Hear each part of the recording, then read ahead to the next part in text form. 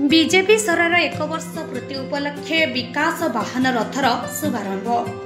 ओडिशा रे Bharatiya Janata party double engine सरकार 1 वर्ष पूर्ति उपलक्षे समग्र ओडिशा रे विकास वाहन रथ भ्रमण करुछि। एही अवसर में कोदला एनएससी रे कोदला नगरपाल श्री सूर्यनारायण नायकों प्रत्यक्ष तत्वावधान आयोजित यह कार्यक्रम में मुख्य अतिथि भाव कविसूर्यनगर विधायक श्री प्रताप नायक जोगदे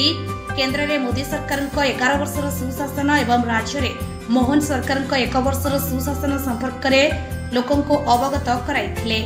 एही विकास वाहन रथ को मान्यवर विधायक पताका देखाई शुभारंभ करथिबा बेले एही रथरे एलईडी माध्यम बीजेपी सरकार 1 वर्ष मध्य उपलब्धि अनेक योजना गुड़िकर सफलता संपर्क में गाँ गाँव में प्रचार प्रसार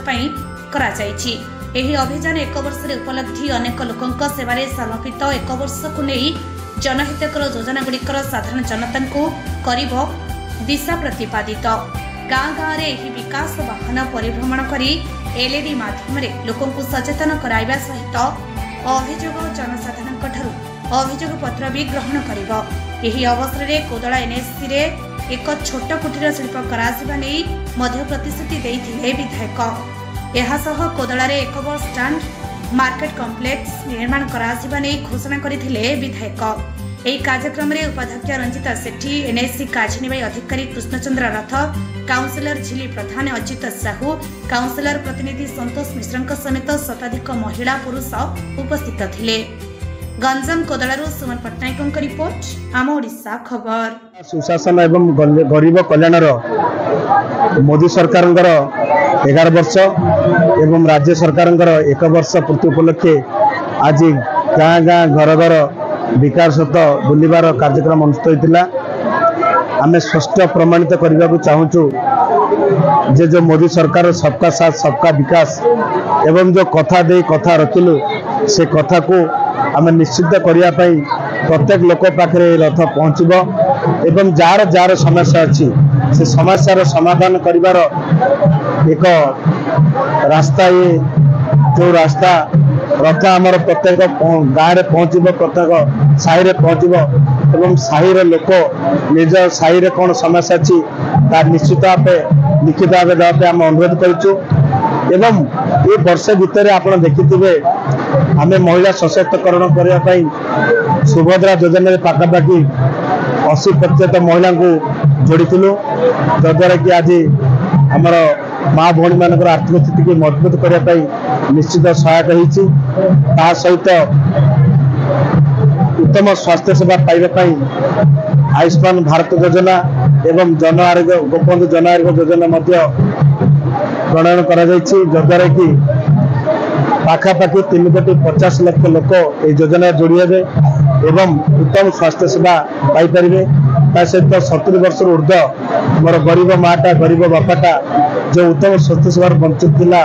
से जोड़ा जाटा निश्चित भाव फलप्रद हम यह आम आशा करूँ।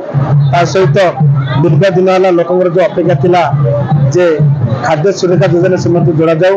आज ओडिशा सरकार और राज्य केंद्र सरकार मिलित उद्यम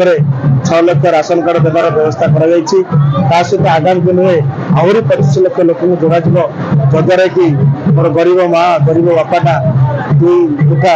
2 बेला खाई पार शांति रही सरकार निष्पत्ति लेते। एवं जो आम यशस्वी प्रधानमंत्री नरेंद्र मोदी 2022 डिसेम्बर सुधा प्रत्येक नागरिक मुंड उपर घर खंडे रहू छात घर खंडे पाऊ एवं ये जो प्रयास चली विगत सरकार कोर्ट ना कोठी निजर दोष जो त्रुटि जो अटकी जाता केमिति पूरण करवा आज ओडिशा सरकार एवं केंद्र सरकार मिलित उद्यम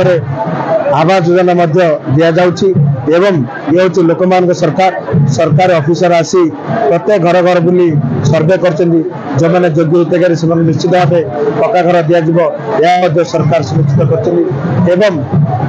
विकास करने गाँव सहर समस्त विकास करने आज कोटी कोटी टंका केन्द्र आसूची एवं प्रत्येक कथा को आम लोक पाखे रखीचु एवं विकास जहाँ आवश्यक पड़ो सरकार प्रतिबद्ध आम विकास को आगू नेबू एवं समस्त को रोजगार दे आर्थिक स्थिति मजबूत करने सरकार सर्वसर्व प्रयास करेंगे। आउ गोटे कथा मुझे जे ओडिशार विकास सहित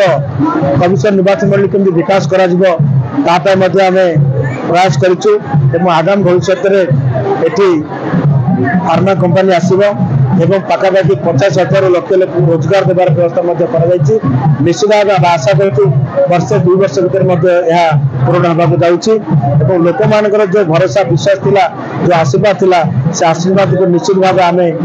सेवा करने चेष्टा करूँ। धन्यवाद। पूर्व गवर्नमेंट जोटा भी हईराण हरकत आम कोदला एनएसी पाते वर्ष भितर आम प्राय 70-80% सल्व कर सारू आउ 20% पाखापाखि अच्छी आम कम दिन भर सेट आउट करूँ तथापि आहरी भी आज विधायक सार आज आसिक आज गोटे बहुत बड़ घोषणा कले आ महिला मान सशक्ति करने केमती गोटे छोट इंडस्ट्री करवा आउ गोटे एकर जगार से इन्वेस्ट कर रोजगार कर आज से आम कोदलावासी आ महिला मान आज यहाँ घोषणा कर धन्यवाद विधायक सार को। आज मोदी गवर्नमेंट 11 वर्ष आशा गवर्नमेंट 1 वर्ष उपलब्धि आज प्रोग्राम हो बहुत महिला आसी आमर महिला माने सशक्ति हेले आगु ए देश आगु जीव ये